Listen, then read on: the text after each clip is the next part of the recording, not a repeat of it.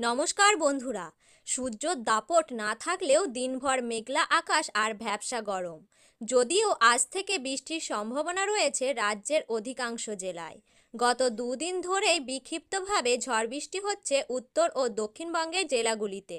আজও সেই ধারা বজায় থাকবে এমনই আপডেট দিয়েছে আবহাওয়া দপ্তর।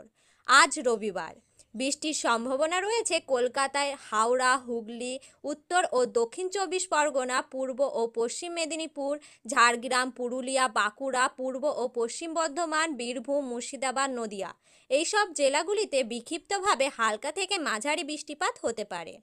রোববারের পর থেকে ধীরে ধীরে বৃষ্টির পরিমাণ কমবে। দক্ষিণবঙ্গের সমস্ত জেলায় ঝড় বৃষ্টির জন্য সবুজ সতর্কতা জারি করেছে আবহাওয়া দপ্তর। এরপর সোমবার ২৪ পরগনা, পূর্ব মেদিনীপুর, বীরভূম, মুর্শিদাবাদ, নদিয়ার ঝড় বৃষ্টির জন্য হলুদ সতর্কতা জারি করেছে।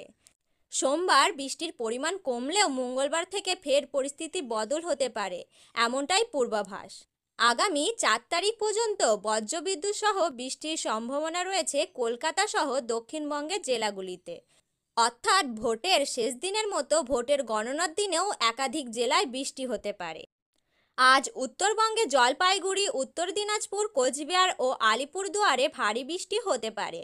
দার্জিলিং এবং কালিম্পংয়ে ভারী বৃষ্টির সম্ভাবনাও রয়েছে। উত্তরবঙ্গে ইতিমধ্যেই প্রবেশ করেছে বর্ষা, যার জেরে টানা বৃষ্টির সম্ভাবনা রয়েছে উত্তরবঙ্গে।